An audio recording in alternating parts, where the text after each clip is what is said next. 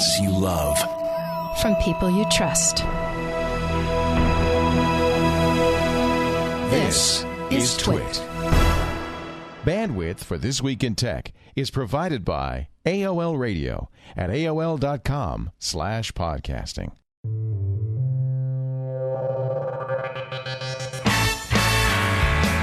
This is TWiT, This Week in Tech, episode 124 for December 3rd, 2007.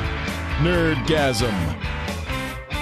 This Week in Tech is brought to you by Audible.com. For your free audiobook, visit audible.com/twit. And by listeners like you. Thanks for your donations.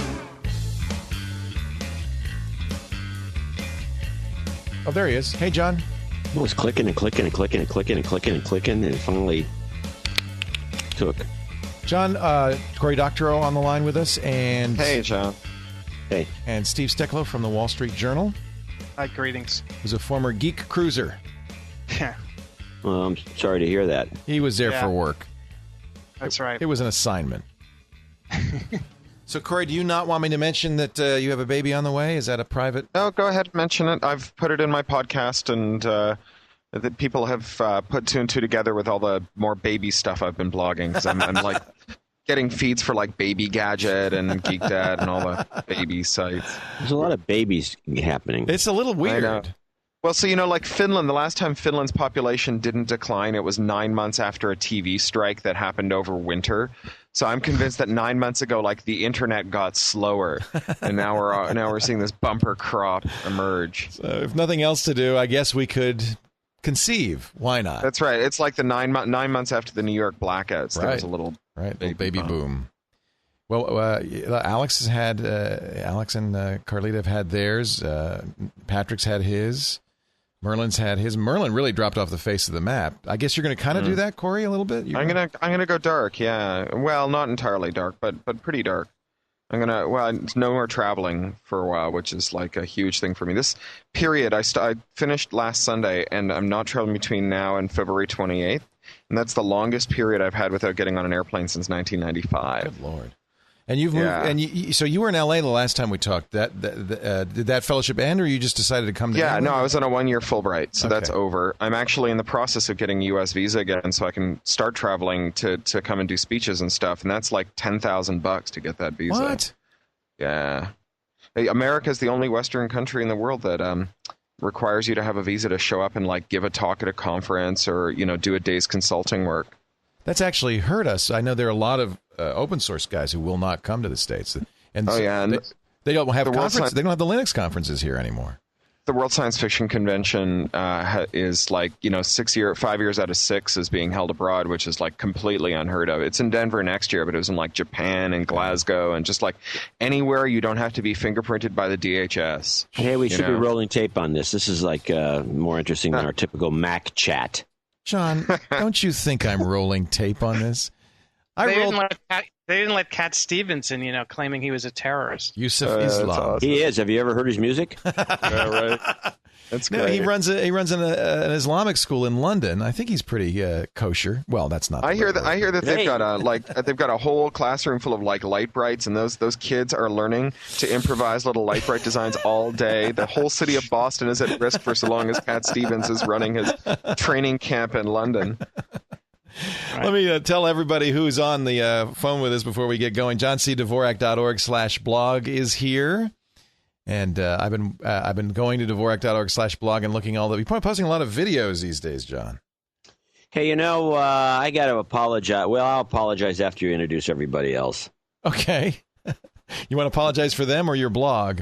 No, I'm not going to. The blog's fantastic. Of course it is. No, I'm going to apologize for what happened to West Virginia. Oh, no. Oh, dear. Well, also here, Mr. Steve Stecklow from the Wall Street Journal. Steve has been on TWiT before. Last time was on a boat. That's right. We got him on dry land today. That's right.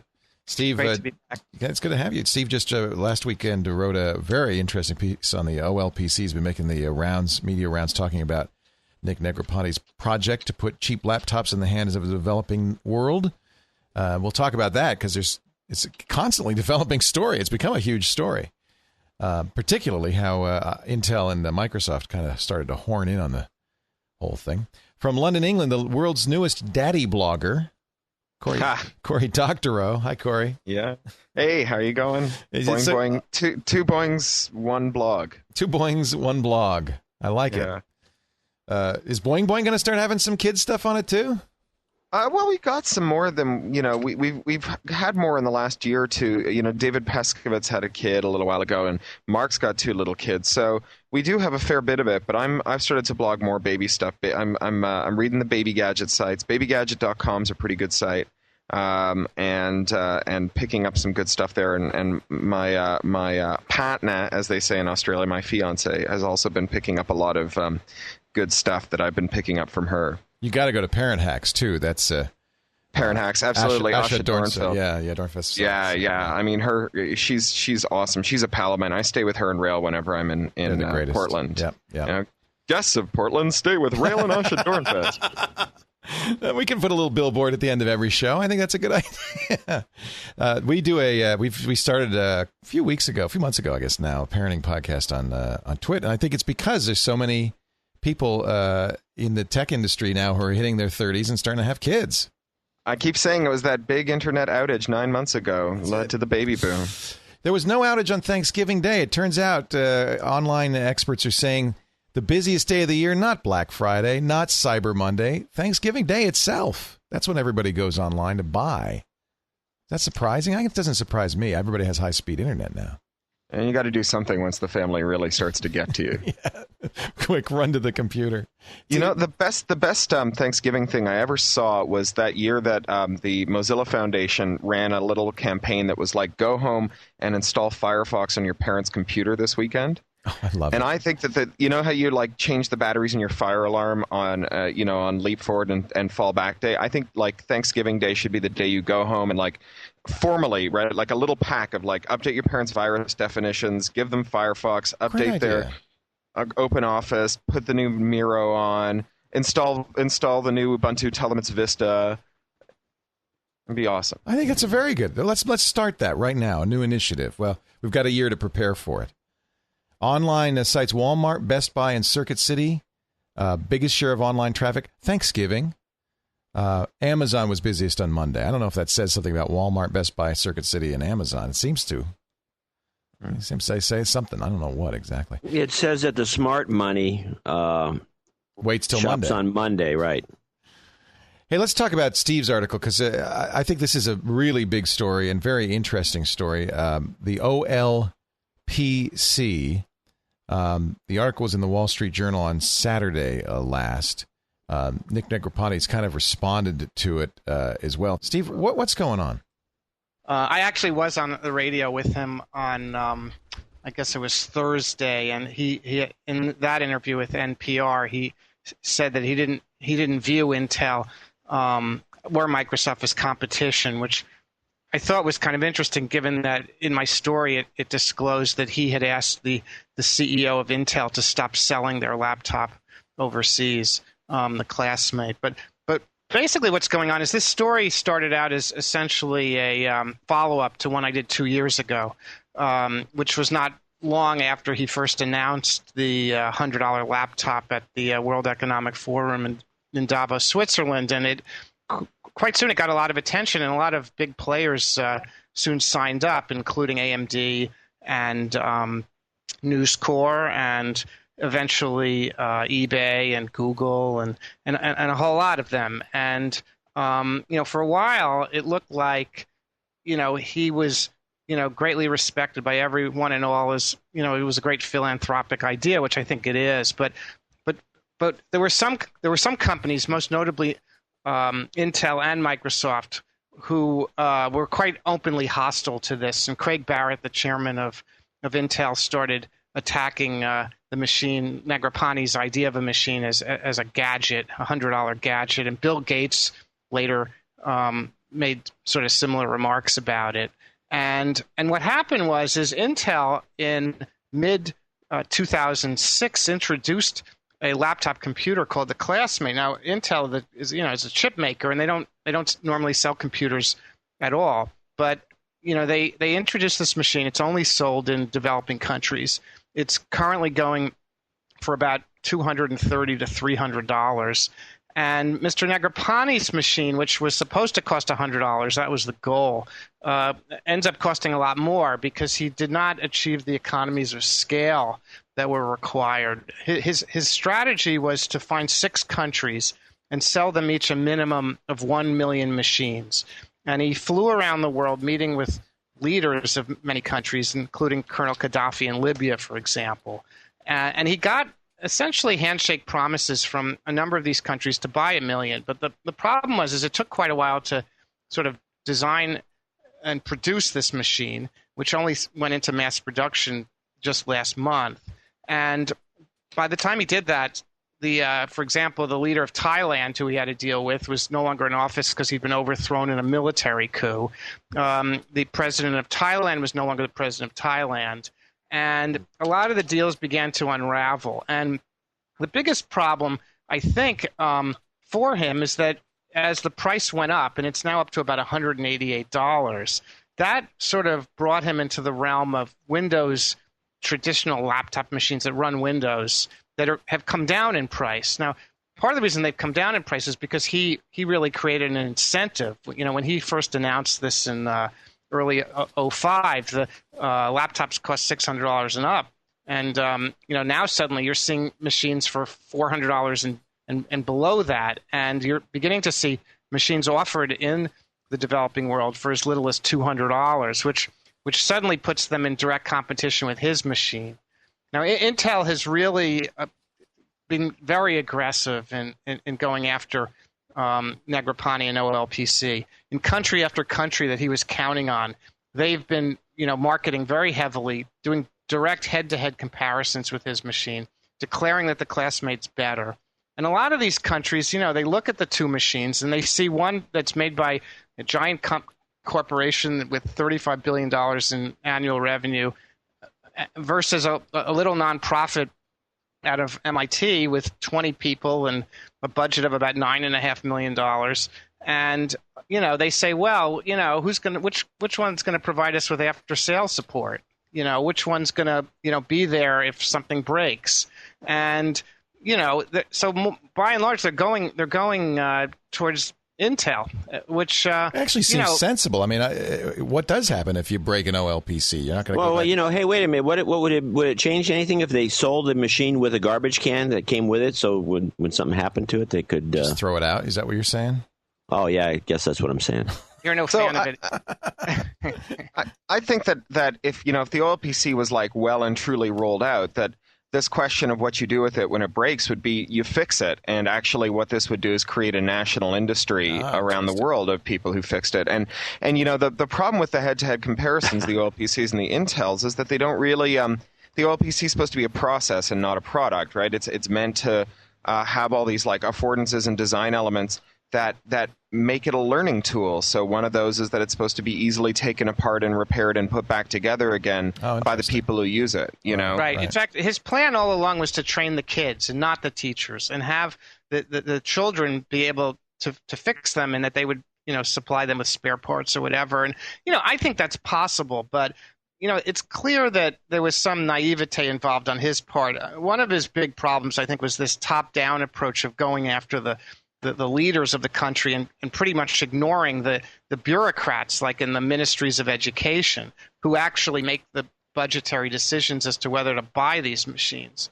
And, many of them, they're familiar with the traditional Windows machines, and when push came to shove, they seem to be siding with those machines.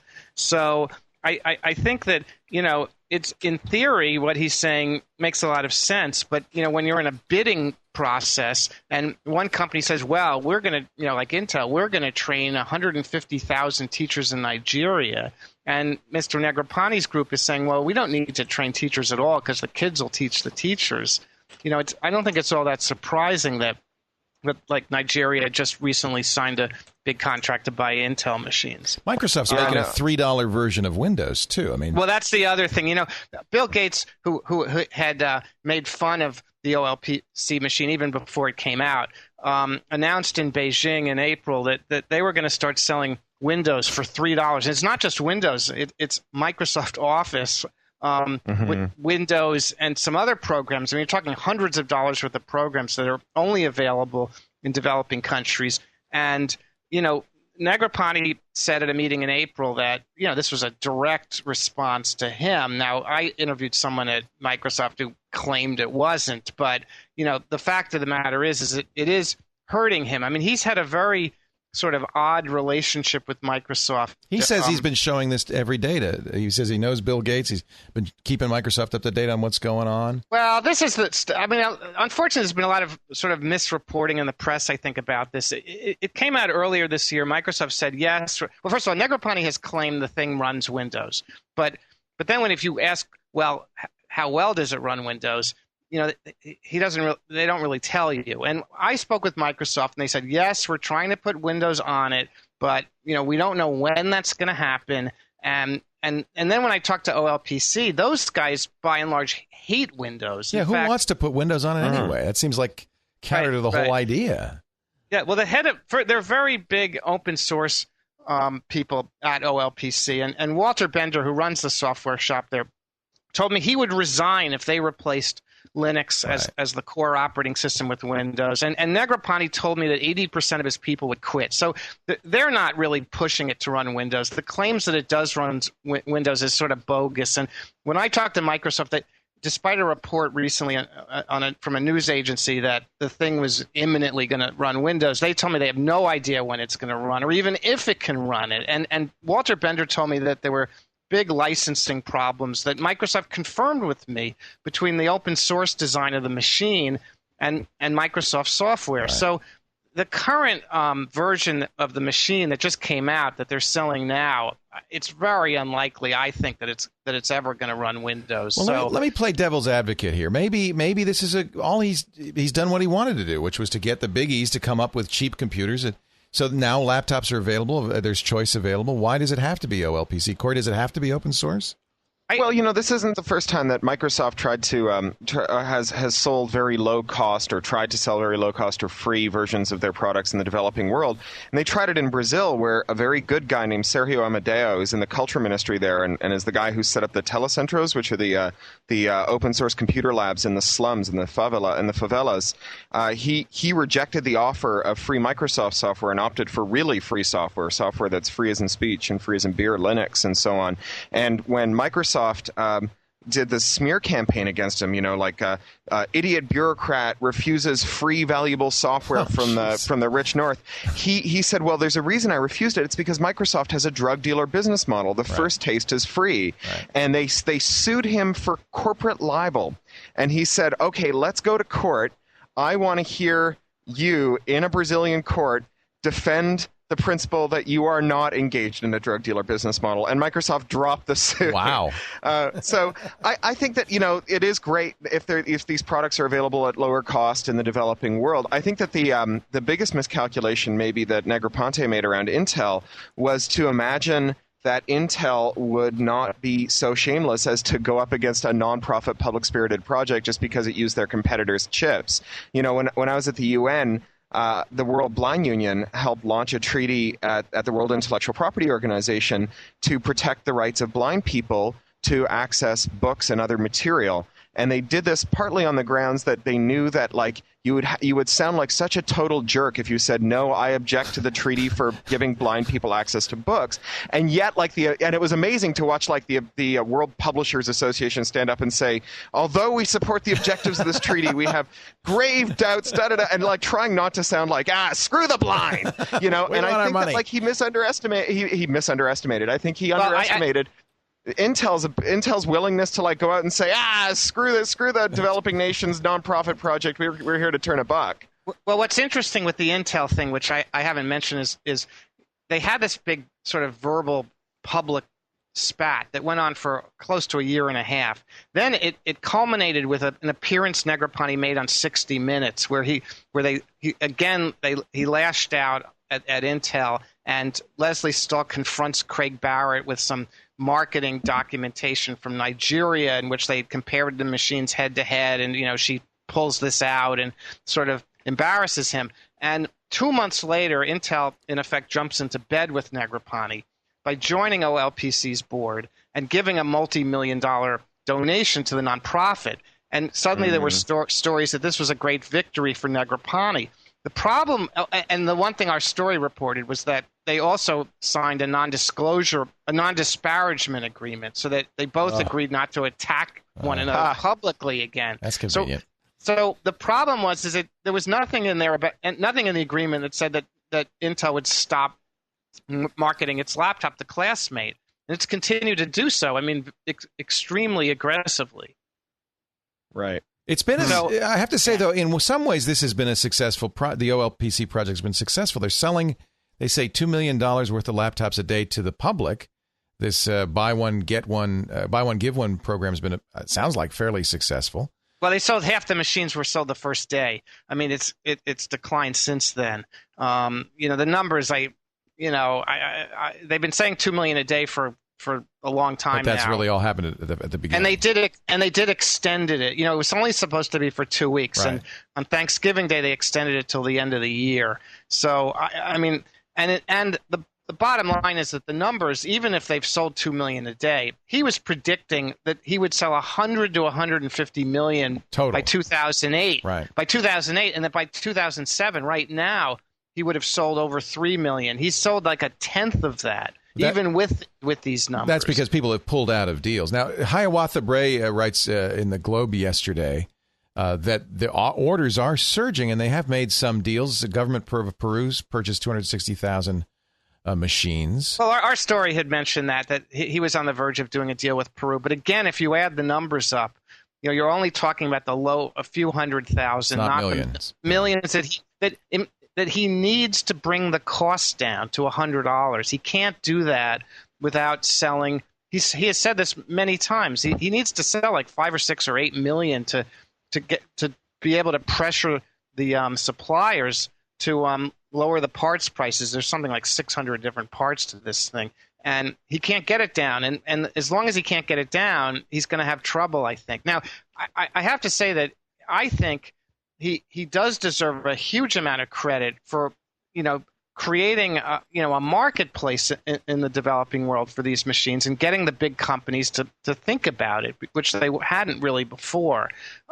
So I think that, I asked him, how would you feel if all these countries end up buying from Intel? And he said he would still consider it a success. But having said that, it's hard to believe that after spending several years developing a unique machine that by virtually all accounts is very innovative, that was all for naught. I mean, so I definitely sense there's disappointment. And if Negroponte really doesn't view Intel as a competitor, but is sort of welcoming them, why did he ask Ottolini, the CEO of Intel, just in this past month in November, to stop selling the Classmate? I mean, he literally demanded that, and Intel refused. And now the deal is they've reached some new agreement where they're supposedly working on a new machine that they want to introduce by the Consumer Electronics Show in January. And this is an Intel-powered OLPC machine, which obviously AMD is not going to be very happy about, given that they've been in this thing since the beginning. So that creates a whole other sort of dynamic to this, which I think will make the story to be interesting, for quite some time. So I've got 2 free pieces of advice for OLPC if they want to stay in the game. The first would be to redesign the machine so that it can be gracefully decomposed into parts that can be folded back into the manufacturing stream. Because right now, e-waste is mostly processed by children who are largely killed by dealing with it, right? So the sad truth is that the Classmate and the OLPC, its end of life is to end up in these Chinese decomposition cities where 8-year-olds toil over vats of acid until they die, taking apart e-waste. And so redesign this thing so that it's easy to fold back in the manufacturing stream. And then without disparaging Intel, just run a lot of footage of children dying, decomposing machines and say, and ours doesn't do this. You don't have to say anything about the Classmate. Just make that one of the check boxes, right? Does your machine kill children by the thousands when it is at its end of life? And none of the other ones will be able to say yes. And the other one is to sell the OLPC outside of the U.S. on their buy one, give one. I can't buy one. I live in London, and I just think it's crazy that a global project is only selling in the U.S. You have to move to Canada. You can buy one there. Yeah, well, I'm from Canada. I could have it shipped to my parents or something. That's right. Go home to Toronto and pick one up. Yeah. I'd actually love to get one. I think they look very cool. I was surprised I listened to the interview that you and Negroponte did on NPR. I was surprised to hear that it still comes with a crank. I thought they'd abandoned the crank. No, I was really upset about that, and I didn't. I was very diplomatic, and I didn't go after him. But what the story said was that the early prototype that Kofi Annan showed in Tunisia in the fall of 2005 had a hand crank that was attached to the side to the screen, and that. Not only was that scrapped, but Negroponte at a meeting I went to and heard him say this. He called attaching that crank to the side of the screen utterly absurd. So they got rid of it. It was completely impractical. They got rid of it right after. But the problem was that image of the machine with the hand stuck with the public, and it became like an icon. Now, what he said on NPR was, well, it still works with a hand crank, but it's not the same hand crank, and it doesn't come with the machine. And, I thought that was really not very accurate. And what I saw in April was what powers the thing is a type of a device with a pull string on it, almost like a lawnmower that you pull, and that, those actually work better and more efficiently than cranks because they use a flywheel to do that. I've actually seen those.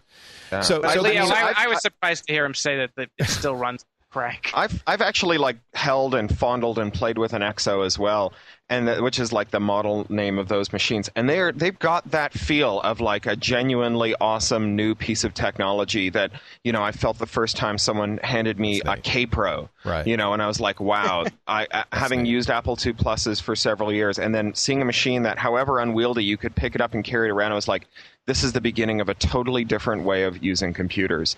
And I felt that way when I played with the EXO. And, one of the most deepest hackers I know is John Gilmore, who co-wrote GCC and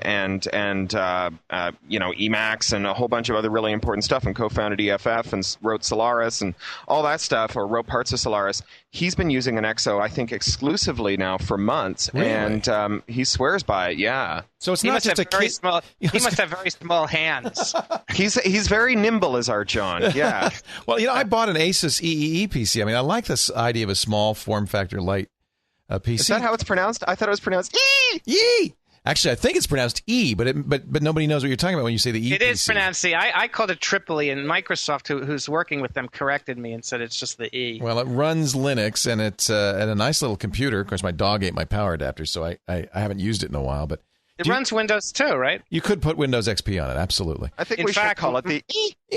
So the question is it competitive? Is the EXO competitive with that? EXO's running Linux and then a Squeak eToy interface on top of it. Well, that's another competitor that's come along. Microsoft told me they have a big deal in Russia to sell hundreds of thousands of E-machines with Windows on it. Now, the E-machine that you have, Leo, that's sold in the States for, I think it's $399. Right. The Sustek is talking about having a kind of a cheaper version for the developing world that'll be as low as $200, and that one is aimed squarely at the OLPC machine. And they're beginning to enter some of the markets that Negroponte is competing in. Right. But that's a much more traditional machine, right? Absolutely. It's cheap. Yeah. It's got Wi-Fi. It doesn't have a crank. Doesn't have a pull string. And I think what Cory is talking about, for one thing that's great about the OLPC machine is the screen. It's amazing. I saw it, in direct sunlight. We held it by a window, and you can read it perfectly clearly. I mean, they really did a great job with that. It's not backlit, or is it? Is it backlit? I think it has a backlit mode, doesn't it? It can go either. It's it can go either monochrome or color, but at the same time, it somehow it's got a reflective technology that the sunlight seems to have no effect. It's very very bright in sunlight. Well, you still can get one. You can get one to the end of the year. It's $399. You get one, and a child gets one. I guess the ones that this program generates are going to countries like Rwanda. Haiti, where there's no money at all, no government money to buy these. That's right. No government in the case of Rwanda, or no government at all. That's right. Yeah. I've seen these rolled out at places like TourCon, the hacker conference in San Diego, and just everybody who who touches one just lets out this kind of little nerdgasm sigh, like it is a really sweet piece of hardware. Would that be a way to jumpstart it, to keep the program going if everybody, said, let's buy them, let's give them, let's get it going? Is that enough, I guess, to say?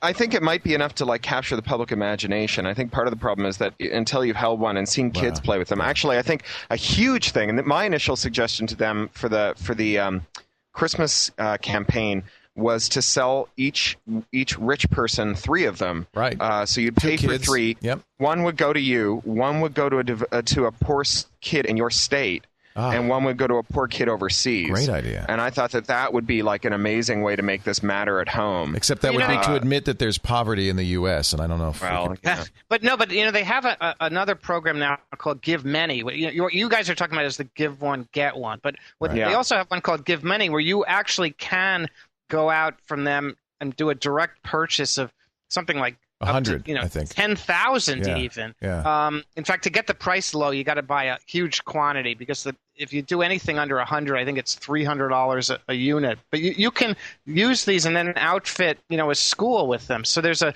school in Alabama that supposedly is going to be buying 29 or 30,000 of these through this other program. So they won't stop you right now from buying a large quantity and giving it to kids in the States.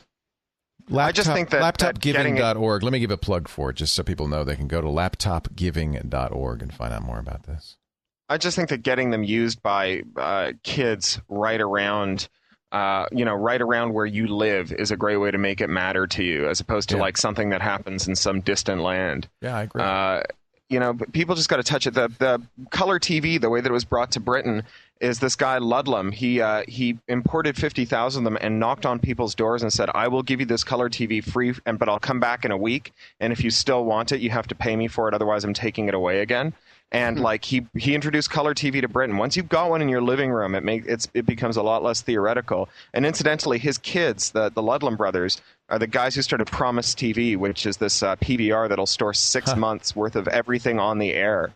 They're all giant TV hackers. Yeah. They store the whole Freeview multiplex as one big roll, and they've got the whole roll from July 7th, from the day of the bombings in London, and you can roll all 30 channels forward in sync, and you can go up and down the dial and watch all of TV respond in real time. The channel that just shows reruns of Doctor Who suddenly breaks into a newscast, and then and here's the BBC's coverage, and as the BBC was saying this, what was Channel 4 saying? It's an amazing piece of technology. Fascinating. How big a hard drive is in that thing? That's fascinating. It's a whole whack of hard drives. The 6-month one they built for the BBC experimentally, and they've got a 2-week one that they're planning to market commercially. What a great idea. Just make sure you pay your licensing fee over there. Yeah, you're £120 a year, and you get the whole free to air multiplex. PVRs here are in some ways way cooler than in the States, because in the US the directory information, the electronic programming guide, is expensive and proprietary, and here it's actually in band. There's a digital electronic programming guide that's transmitted over the air that your device can get, so you don't need a subscription to TiVo, and anyone can build a PVR without having to worry about getting the EPG data. And there's 30 free digital terrestrial channels. Where do you come down on the BBC iPlayer issue, Cory?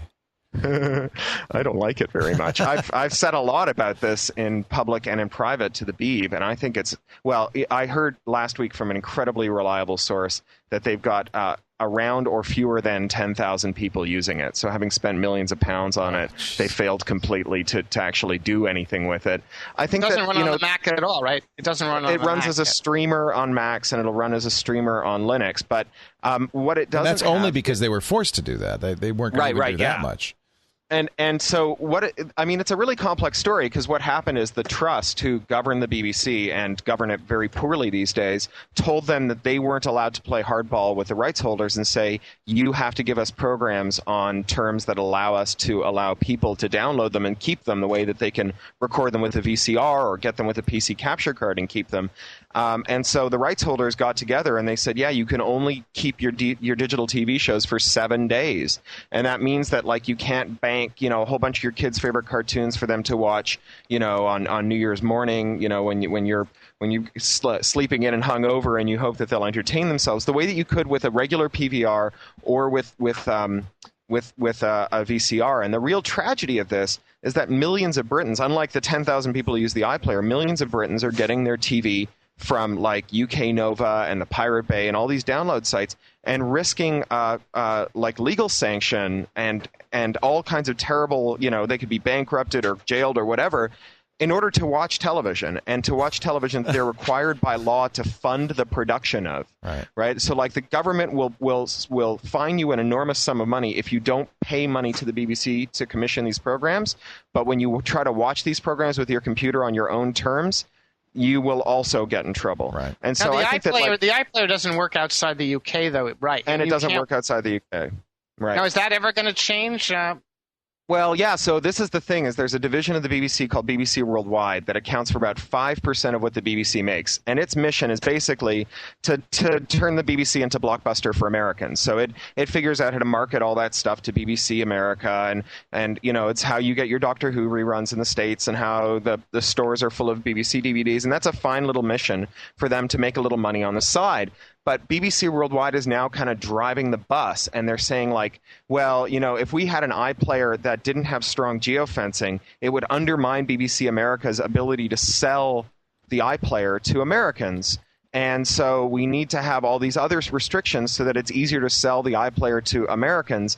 And what that means is that the future of British television is being driven by what Americans need, and that's really silly because Americans aren't license payers. The other thing about the iPlayer is the DRM that they've put on it at the request of the rights holders. They keep saying, well, we need to do this to stop this show from showing up on peer-to-peer. But the fact is that the BBC spends millions of pounds blanketing the entire country with clear text digital copies of every show they air on the air. Right? They have digital, free, open broadcasts of it at the speed of light. They have a satellite that transmits it in the clear, right? So, this is like saying, well, if we don't add another inch of steel to the front door of this safe, that the rest of which is made out of toilet paper, people will break into the safe. But the rest of the safe is still made out of loo roll, right? I mean, it's the same argument. It doesn't matter how thick the door is. It's the same argument about music copy protection. You're giving away CDs with no protection, or selling CDs with no protection. Yeah. Let's. I want to wake John up, so I'm going to see if I can find a story that is going to intrigue him. John, are you still there? Macintosh. John's passed out. I just wanted to see how long you guys would go with kind of who gives a crap stories. Do you care that Google has officially said on Friday that it will be buying into the auction? Here's my question. Is Google really going to make a serious bid for this 700 megahertz spectrum, or are they just going to make the token $4.6 million bid and then walk away? How serious are they about actually acquiring this spectrum? It seems to me that I don't think I care about that either. You're probably right. What do you care? I have a friend who's a very distinguished old science fiction writer, and someone once said he's so urbane he never did anything for the first time. John never did anything for the first time. Do you care about Michelle Malkin's blog outing many of the YouTube videos in the CNN debates? Many of these questioners. It's actually an interesting story. Or plants, supporters of other public supporters of other candidates and so forth. Well, everybody had to be expecting that, but you think CNN would do a little bit better job of it? I mean, she just blows it open here on the blog. It's a fiasco. Yeah. Well, but is the problem that the debate had people show up to watch it who disagreed with the people who were saying stuff on the stage? Isn't that like part and parcel of a debate? True. I mean, I guess who then asked questions that I'm sorry, go on. But there's no debate here. I mean, they weren't debating anyway. There were just a bunch of crazy questions, many of them asked by snowmen and avatars and Krusty the Clown lookalikes. That's mainstream media. That's what mainstream media thinks the internet is. And I just don't understand why there's right to that. And then there is no debate, and it's over-controlled. I don't even know why these guys put up with it. They should have walked from that thing and said, let's go across the street here and just sit amongst ourselves. Let somebody camcord it, and we'll just argue with each other, and it would be a lot better a show. Well, yeah, but the whole question of like, oh my gosh, YouTube had people on it asking questions to Republicans who disagreed with Republicans. I don't know why that's a scandal. Well, that's not the scandal. The scandal is they're insincere. It's a sincerity issue. It's got nothing to do with the fact that the questions were good. But if you have some phony baloney, this is like George Bush and the fact that they screen people that go in there so they can cheer for him when they won't, or they have no protest zones now that are fenced off. This is all a level of insincerity that's unconscionable. I just don't see how anybody could. These guys pretended to be Republican snowmen. Is that the problem? Exactly. And crusties and so on. What they're trying to avoid is what happens in Britain. I was there for the last election with Tony Blair, and they actually allow real people ask him real questions before live television audiences, and it's they're really tough questions. And I remember they'd say to him, like, at one point one person says to him, Mr. Vice President, and like he looks puzzled, and it's like an insult because they consider him George Bush's poodle, and calling him Mr. Vice President is like an incredible insult, and they were able to get away with that. And and in addition to that, the questioners, who are often from the BBC, ask really tough questions. You just don't see that here. You know who used to do a great job with this is the Canadian Broadcasting Corporation. They had a show called This Hour is 22 Minutes that was all still on. It's a great show. Maritimes. Yeah. There was this woman, Marg Delahunty. I don't know if she still does this shtick. She used to come to Parliament. She's a very astute political thinker. She would come to Parliament dressed like Xena Warrior Princess and a leather barbarian, and this kind of thick-waisted but attractive middle-aged woman from Nova Scotia in a leather bikini with a broadsword, and she would walk straight up to the MPs as they were walking out of session and ask them the most biting and incisive political questions as they stood there gawping at her. She was so disarming that she got them to say stuff that they would have never said on camera with a regular CBC crew.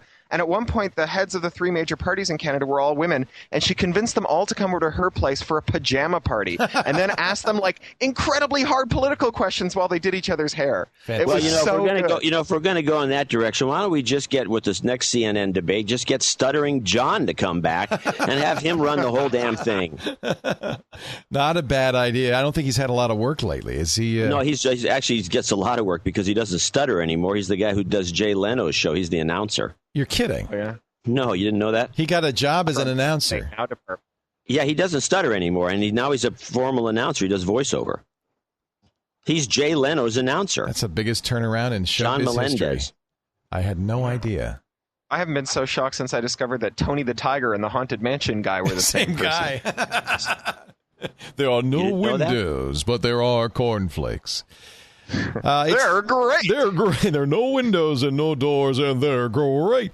It is time to take a little break, and so you may go back to your respective corners and mention Audible.com, our sponsor of the show today. You don't have to talk about it, Cory, because I know you're not a DRM fan. I bought several $1,000s worth of Audible books, and then when I changed platforms, it took me an entire month running 3 computers in parallel to get all the DRM off of my audiobooks so I could listen to them. But you can't blame Audible because, it's just like iTunes. I think this is what the publishers require.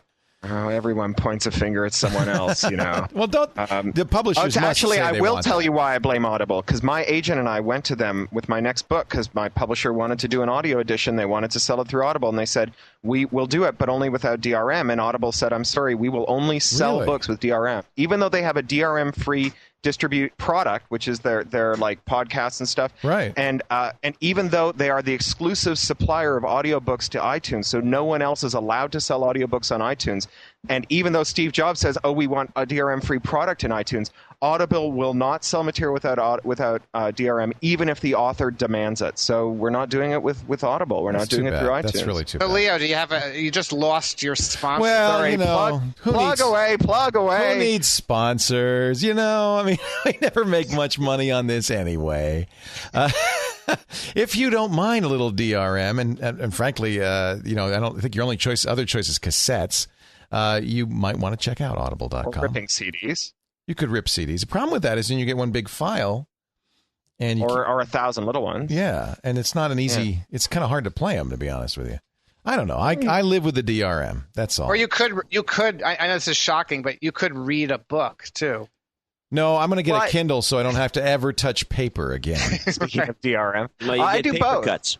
I'm a huge audiobook dude. I mean, it's my whole life. Did you know Kindle, by the way, is selling on eBay because Amazon said it's not going to be available shipping-wise until after Christmas? It's going for like $600 to $1,000 now. Literally, that's just ridiculous. It is. What did we do before eBay was around to pump up these markets?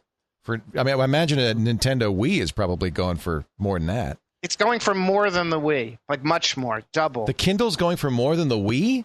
Double. Well, then yeah. we got to find out who these idiots are who buy these things. I'm getting my Kindle in 2 days. I'm going to turn around and sell it on eBay. Right. Hey, so I got to throw a plug out there since we're doing this. Yes. I want to thank Tom Mullins of the Charleston department store for sending me a West Virginia hoodie. Yes.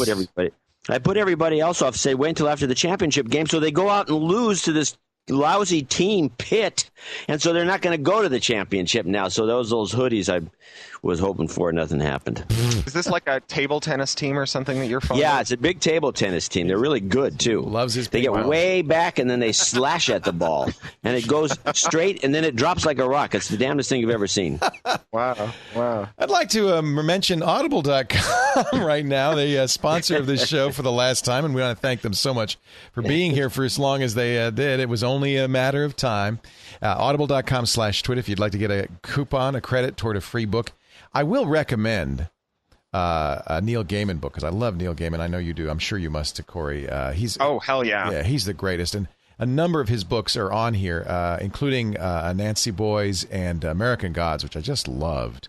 Oh, God. Lenny Henry's reading of Anansi Boys is like nothing short of brilliant. And you can buy the MP3 CD on Amazon. See, there you go. don't have to buy- So there you go. All right. I knew we could find something that Cory would like. Lenny Henry it's so reading Anansi Boys. One of many, 45,000 plus books on Audible.com. And they do things like put the debates on Unprotected and things like that. They've been pretty good about their pro bono stuff. But not if authors ask for DRM free. Well, you know what? I'm going to go there and I'm going to talk to them. You're going to make a fuss, Leo. I'm going to make a fuss. We want Cory Doctorow on Audible.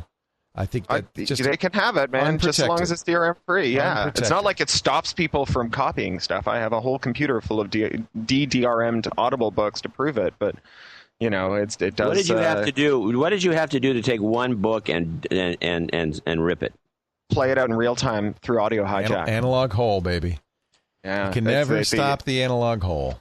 That takes like 9 hours a book, right? Hold on a second. Stop a second. So you're telling me that the DRM is so easily defeatable because it's got an analog signal, obviously, or you couldn't hear it in the first place. So what's the point of the DRM in the first place? The point is that it stops people from competing with Audible. So only Audible can authorize playback devices. And so Audible gets this sort of super copyright, where normal copyright lets you control who can copy your works.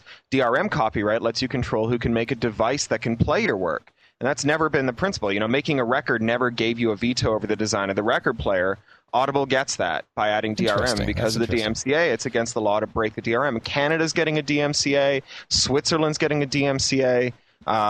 Britain has so far rejected it, but they're going to get one. I mean, what are we going to do about this? This is ridiculous. We need to kick ass. I mean, it's going to be a big issue in the next Canadian election. There's a huge gear-up happening for the new Canadian DMCA that's coming down in January. The last two members of Parliament who tried to bring a DMCA down in Canada lost their jobs. We can do it again. Switzerland, they need 50,000 signatures to reverse the law. They've just put up the petition. I blogged it 5 minutes before we started talking. You can put it in the show notes, Leo. It's on Boing Boing right now. 50,000 is not a big number. There's that many geeks in Switzerland who care about it, and they'll just knock the law out.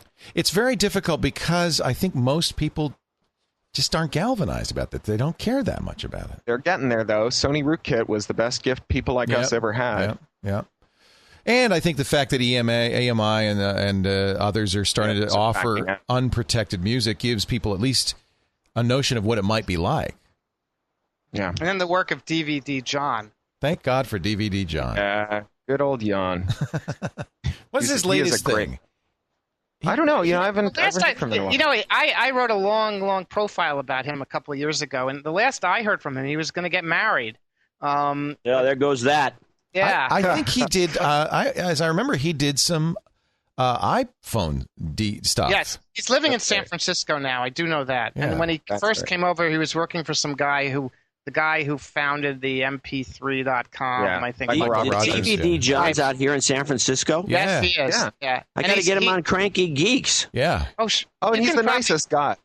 You can probably find him. He's the nicest guy, but then maybe it won't work out. We need you, Cory. Somebody more. John Lech Johansson. He started Jan. something called Double Twist Ventures, I think, and he was trying to sell some Apple defeating technology. Yeah, that was a really funny one. It was they would put your DRM on an Apple song. So they would un-DRM Apple and then put your DRM on it so that you could then put it on your device. That's why it was called Double Twist. It was very funny. It was while my class was in session last year at USC, and we had a great day talking about it. He's a master practitioner of DRM judo. He certainly How old is he now? Is he like in his early 20s? He can't be very old. No, he's probably about 26 or so. Okay. Yeah. His date of birth is 1983, according to Wikipedia. 1983. So that would make him 24. 24. 25, yeah. Oh my He's got gosh. only about 3 or 4 years left. It's kind of then it's over. Then he's going to be a pundit on TWiT. Mobile phone subscriptions hit 3.3 billion worldwide. It's a lot of people with cell phones. 59 countries have mobile penetration, I don't understand this, over 100%. More than one mobile phone per person. Finland. I have 2 phones, but I thought that was kind of odd.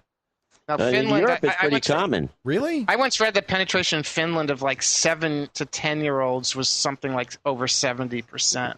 Wow. Well, you own more than one because you have a work phone and a home and a personal phone.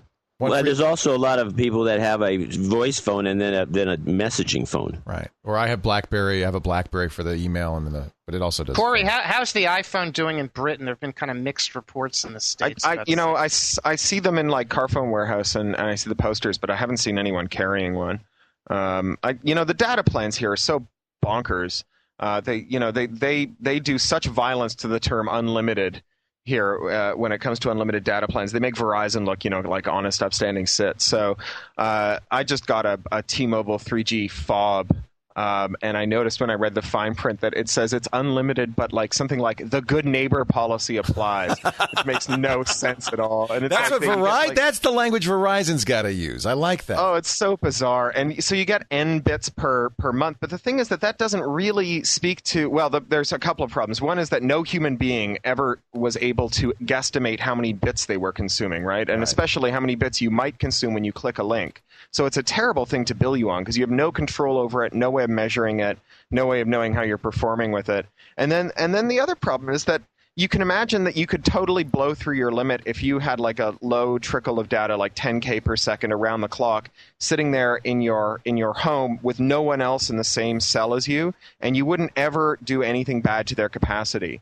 On the other hand, you could not exceed your limit, but do a lot of heavy streaming in a place where there's a lot of other people hanging around and really, really cause a lot of contention. So capping the number of bits per month doesn't really have anything to do with balancing out their load so that everyone gets a fair share. Because if there's a million people around you all downloading their limit in the space of an hour, no one's going to get anything. And if there's one person around you and you're both very nice about your bandwidth but use it around the clock, then you're both going to end up going over your limit. And so it's not a great way to build this stuff, I think.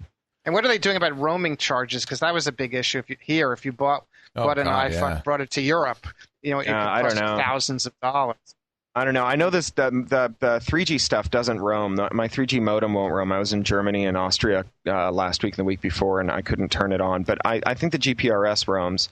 I don't know what the iPhone data roaming plans are like. You can get a pretty good roaming package for voice here. Like I tend to pay about 20 cents a minute for roaming when I'm overseas and when I'm making overseas calls, which is a lot better than like T-Mobile. T-Mobile, it was like I called my fiance when she was in Germany on her T-Mobile phone, and just for her to get a call, this was T-Mobile USA, to get the call, picking up the phone was $1. Ugh. And then it went up from there. And so it was like Mexico, right? She could practically see America from where she was. Right. What do you think? I know this probably doesn't concern you much, Cory, but Verizon, for reasons unknown, has announced it's going to open up its network. Verizon Wireless announced it will, this is a quote, provide customers the option to use on its nationwide wireless network wireless devices, software, and applications not offered by the company. Verizon Wireless plans to have this new choice available to customers throughout the country by the end of 2008.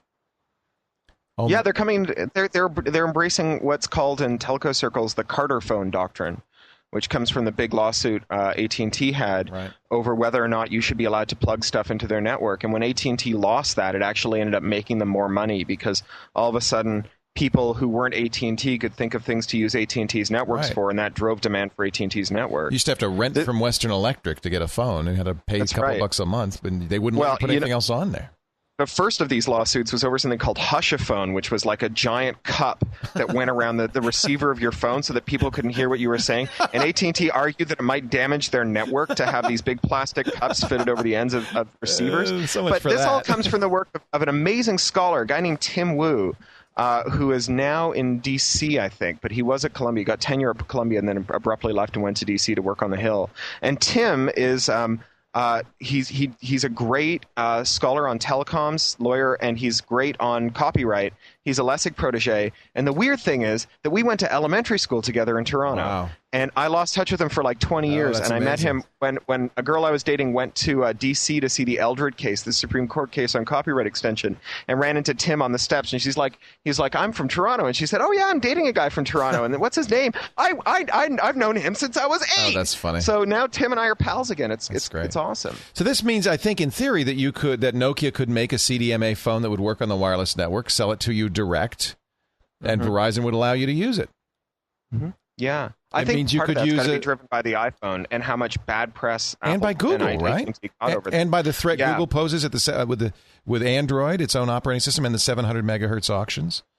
Yeah. Well, but I also think that just all this, the fact that Apple and AT&T caught tons of bad press over lock-in probably made Verizon think, well, if we didn't have lock-in, maybe we'd get the inverse of that and craploads of good press. You know, no language in the world contains the phrase as palatable as a phone company. So you don't think maybe you don't think that Google's recent announcement about getting their software onto mobile phones has something to do with what Verizon's doing? I'm sure it influenced it. A lot of them. I mean, this is the trend. I guess the real question is how much is Verizon going to charge? What plans they're going to offer for this? If I try to use a Wi-Fi phone on their network, how are they going to feel about that? A Skype phone on their network, how are they going to feel about that? Right. I think they actually specifically mentioned that use case and said, we plan on doing that. Wow. We plan on letting you do that. Wow. I seem to recall seeing that in their press materials on it. Apple could do an iPhone for Verizon. Yeah, but then you saw what happened. I think it was T-Mobile in Germany. They were €999 unlocked iPhones. Right. What a deal! Such a deal. Well, but then aren't the French unlocked iPhones now competing with the German unlocked iPhones? Yeah, because it's the common market. I don't think they can stop you from importing them. Right. Well, so do we believe Verizon? I mean, is this a new kinder, gentler Verizon Wireless, or is this? Malik seems to think, yeah, right. Well, remember, this is the company that spent like millions of dollars fighting recording industry subpoenas and won the principle that they have to actually, or recording industry non-subpoenas, where the record industry would go to them and say... The John Doe subpoenas. Yeah, well, they would go like, this is before the John Does. They would just show up and they'd say like, here's some IP addresses, tell us who these people are and where they live. and Verizon said, go prove to a court that these people have done something wrong, get the court to order us to turn it over, and we'll do it. But you guys don't get to like just come in and go through our filing cabinets. And they won. It was millions of dollars they spent, and they won. So Verizon isn't like unmitigated evil. They're mitigated evil. Well, and on the other hand, they are the ones who shut down or tried to shut down Pennsylvania's open Wi-Fi. Yeah, they're mitigated evil. Mitigated. They're not unmitigated. They're mitigated. The Kindle. The Kindle sucks, but Amazon isn't the worst company in the world. They do lots of great stuff. Like, they just fought the federal government to keep tens of thousands of their customer records out of the NSA's hands, So they launched the Kindle. It's terrible. I think it's a really dumb thing. I think Amazon, is like the world's greatest hard goods vendor and the world's dumbest digital goods vendor between this and their stupid Amazon Unbox and the bad terms of service on their MP3 store. It's like, why is it that the best company on the web is the worst company on the web when they're selling digital stuff? But they're pretty damn good when it comes to protecting user privacy from phishing expeditions. So got to give them that. Is your objection to the Kindle the DRM? Yeah, and the terms of use. What are the terms of use? The terms of use say you can't loan it, sell it, or give it away, right? And this is the company when the Authors Guild threatened to sue them for helping people to sell used books. Jeff Bezos, who I think of as a friend and who I think is an amazing guy, made this public statement where he said, buying a book gives you the right to sell it and give it away. Everybody knows this. Yeah, right? But not an ebook, I guess. But not an ebook. And it's like, well, what is it about why is it that you can sell me a book and no one thinks that putting a shrink wrap license on the cover of that book that says, you can only read this if you're a Republican and you can't give it to your friends to read and you have to read it on one leg and we're allowed to come over to your house and take the book away if we think you're misusing it. People go, that's crazy. It's my book. But as soon as that book is represented as zeros and ones, it's like you can have terms of service like the Kindle has where if they think you're violating their terms, they can take your books away. Well, isn't it because it's possible to make infinite perfect digital copies? Isn't that the issue? Yeah, but why not make that the thing that you're not allowed to do? Right. It's not that doesn't have any nexus with like loaning a book to a friend or giving it away or selling it. So you're saying if I buy a Kindle, I use it for a minute, I can't give it to you or sell it to you? You're not without violating the terms of service. Not the books, anyways. I don't know what the terms of service on the Kindle are, but the books' terms of service say that you're not allowed to lend them, sell them, or give them away. Right. So, like, Also, you'd have to be careful selling your Kindle because, it's linked to your Amazon account. It's tied to your account. Yeah. You'd have to de-link it. Your kids' school library is filled with books that people donated to the library. Right. What's the future look like if digital books can't be given away or loaned? What does it say about like the way that we conduct culture if loaning becomes illegal and giving stuff away, donating? But there is a fundamental difference. There's a one physical copy of that book. If I loan it, I'm by definition depriving myself of it.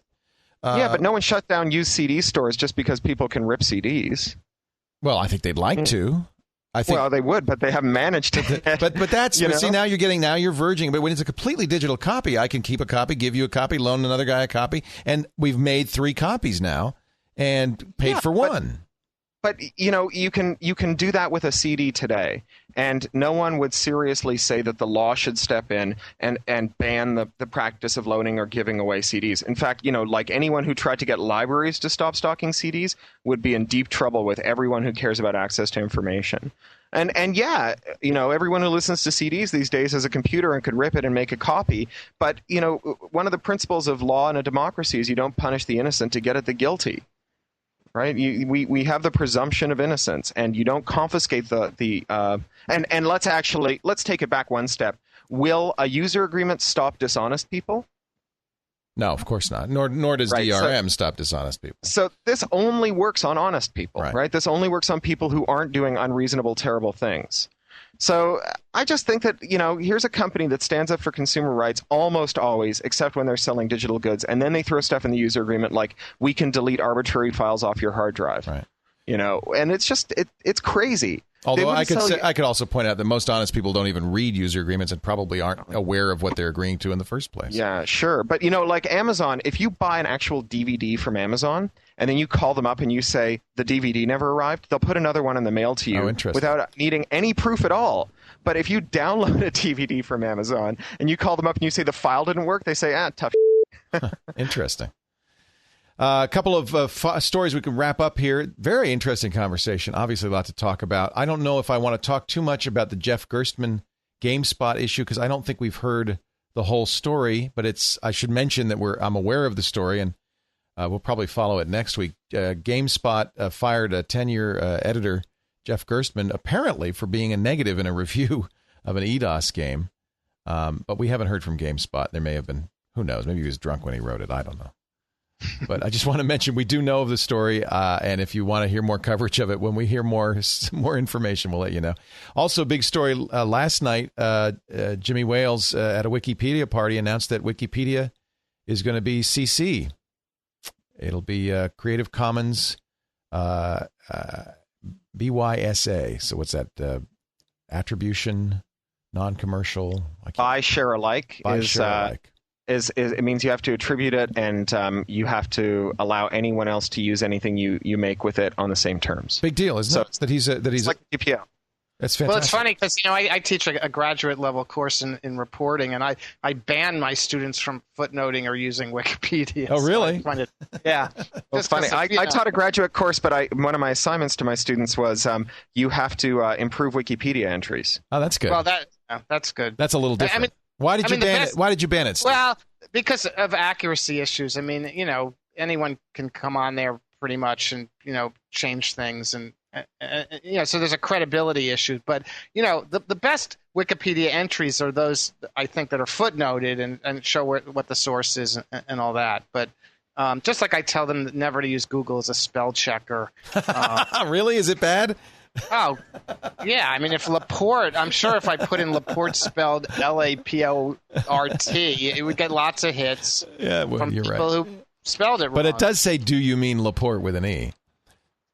Oh, does it? Wow. Yeah. See, you're such a celebrity. I'm highly ranked. How about Stecklo? Right. What happens when you type Stecklo wrong? Right. Anyway. I typed Stucklow and it says, "Do you mean stuck low?" Yeah. So there you go. My alter ego. I do think that, kids today, my son's sports team, just starting in high school. I mean, I had to change Google because there is a way to do it so that the Wikipedia doesn't come up first when you're doing research. Oh, interesting. I mean, you can actually go into Google and tell it, for example, to have the Encyclopedia Britannica show up first. Really? I didn't know that. Yeah. Well, you know what I love about Wikipedia is, and full disclosure, Jimmy and I are writing a book together. He's actually in London. We're having meetings all this week about the book. But one of the things I love about Wikipedia is that it fails so gracefully compared to the Britannica or a newspaper. In that when there's a mistake, it's a lot easier to fix it in Wikipedia than it is in the New York Times. And Wikipedia is also, if you become Wikipedia literate, it becomes a lot easier to figure out when Wikipedia issues are contentious, right? I've never seen an article in the Times that had a little banner at the top of it that said, "Note: 6 out of 14 people in the newsroom thought that this article was complete garbage." Right? But the Times publishes plenty of articles that meet those criteria, but you never find out about it. And Wikipedia, if you know how to look, makes that transparent. I spent a lot of time teaching students how to do that. Right? But if there is an error in a New York Times story that's that they acknowledge in a correction, it will appear in the database from then on at the top of the story as this story was corrected and here's what the mistake was. But if Wikipedia has a mistake, it gets corrected. Those people who used it beforehand when there was mistakes will never know, right? Well, yeah, that's also true of the New York Times, unless you happen to go look it up in the database. But the point is that the preferred form of accessing Wikipedia is in the database, right? It's online, so it's not like there ever is an edition of Wikipedia that you don't look to. I mean, I agree that both of them fail. I guess it's a question of which one fails better, and I feel like Wikipedia fails pretty good. We pretty well. You can imagine, pretty well. Let's get this straight. No. English does not have a formally correct grammar. It's one of the things that makes it so successful is that it has no formal grammar. It has only usage. Yeah. Okay. So is it okay to say pretty good now? It's colloquial. There are lots of people who say it. It is only a podcast, after all. I'm just saying. I correct my daughter on this one all the time, and when I make that mistake, she corrects me. You know what drives me crazy? Are we on the AP style book here? No, like, we are not. No, we are not. Style? Is it ALA? We should come up with one. If you want to defend that usage, Cory, it's fine with me. I'm just saying. How about my kids are always saying, me and my buddy went somewhere, and it drives me crazy. This is Chaucer uses quadruple negatives. Wow. I don't even know what that would come out to. That's like, you will not no, you will not neither. Other big stories, I don't know if we want to say anything about it. Activision merges with Blizzard for $18.8 billion, and then Vivendi, like the next minute, comes along and takes a majority stake in Activision. I don't know what that all means. Games are getting bigger, I guess. And Guitar Hero. That's what it means. Right? Our Hero? Yeah, Guitar Hero. Oh, Guitar Hero, of course, yeah. It's Activision game. Oh, interesting. Definitely the hottest selling Christmas. So how long before we're able to play Guitar Hero in World of Warcraft, I guess would be the There's a Guitar Hero club that meets in the building across the street from our bedroom, and we see them at night really rocking out. It's one of those things where all the lights are out on the street and their light is glowing, and you can just see these guys just like totally rocking out and getting plowed and rocking out to the Guitar Hero. And in the summer when the windows are open, it's really loud. You know, the Wall Street Journal did a story a couple of years ago when the game first came out about real rock stars who really play it after the show. Really? And that often the guy who wrote the song, who's the guitar player who does it, loses out to the drummer. Wow, that's But the idea that rock musicians relax by playing rock Guitar Hero is great. I love it. And Tiger Woods playing golf games on his way to the golf game or something. It's awesome. We golf. Will you do you let your kids play Guitar Hero, Steve? And will you let your kid play Guitar Hero or whatever the derivative is of it in a few years, Cory? Well, my fiance is an ex-professional Quake player, and we have 6 consoles under the TV. I guess I know what the answer is then. She used to run video games for the BBC, and now she's doing video game stuff for Channel 4. So yeah, I think so. Without ruining Hanukkah and Christmas here, I'm not going to answer that question. All right, I guess we got our answer. See, I want my kid to play a real guitar. I figured the hours he'd put in a Guitar Hero, he could actually learn an instrument. But I guess I'm in the minority here. Nobody. Well, what would he do with an instrument that he couldn't do with Guitar Hero, man? He could get his 3 initials up there at the top of the leaderboard for weeks. Learn an instrument. I know. Learn an instrument. It's crazy talk, man. So 20th century. All right, kids. It's time to wrap this up. I really want to thank you all. Cory Doctorow is online at craphound.com and, of course, on boingboing.net. Anything else you want to... You've got books and all. You busy guy. I don't know what to plug. Yeah, well, I guess I can plug. It's kind of early, but my next novel's coming out in May, Little Brother, about hacker kids who fight the Department of Homeland Security and win back the Bill of Rights. Yes! It's a kid's book. Yes! And every chapter has like make-style how-tos for building real technology to defeat CCTV cameras, get out of your school sensor proxy, and so it's like Wikipedia Brown or Neuromancer meets Ferris Bueller or something. Where are you getting the designs? The Instructables is going to do a whole line of designs for it. Oh, that's fantastic. Yeah. So it's going to be great. This is your first juvenile, right? I mean, you've never done that. My first YA. Yeah, well, it's not my my first juvenile act, but it is my first juvenile book. It's true. I look forward to that. That sounds. I'll get that for my son immediately. I can't wait. Yeah. Steve Stecklow writes for he's a feature. Senior writer. New title now, Deputy Bureau Chief, Boston. Hell, that's good. That's good. Yeah. I like that. Steve Stecklow is the Deputy Bureau Chief, Boston, for the Wall Street Journal. Not to be confused with the sheriff of the Bureau Chief in Boston. He shot the sheriff, but not the deputy. Is that what you're saying? John C. Thank you, Steve, for being here. I really appreciate it. Great to talk to you. And John C. Dvorak, of course, Dvorak.org/blog, and also Cranky Geeks. Look for Jan Lech Valenza. Jan Lech Johansson on Cranky Geeks episodes soon. John, are you still there? Barely. Yeah. But yeah. John has never been so bored, I think. No, I didn't obviously I didn't have as much coffee as these two guys. Hey, it's almost midnight here. It's after midnight here. Well, I don't know what you're doing. You need to drink more wine. So anyway, that would be cool to get DVD John on Cranky Geeks and see what he has to say. That sounds like fun. John, if you're listening, Jan, I should say. Jan. If you're listening, crankygeeks.com. You can reach him through his blog. It's so sue me. Dvorak.org/blog? Oh, so no, sue me, the blog, Susumi. Is that how you pronounce that? Yeah. Oh, see, I missed the joke. I'm looking at it, trying to think of how to pronounce that. Sosumi. Sosumi. A Norwegian word meaning so sue me. Another twit is in the can.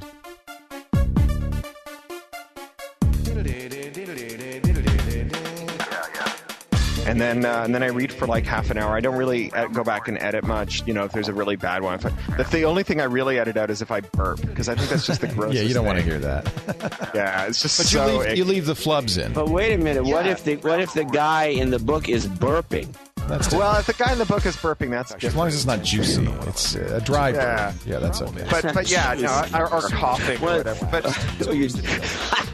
you don't want a juicy burp. The hell of a time. What blue screens? Like, forget it. I'm killing you. Round the horn. Doing the twit. All right. Doing the twit, baby. Doing the twit. All right.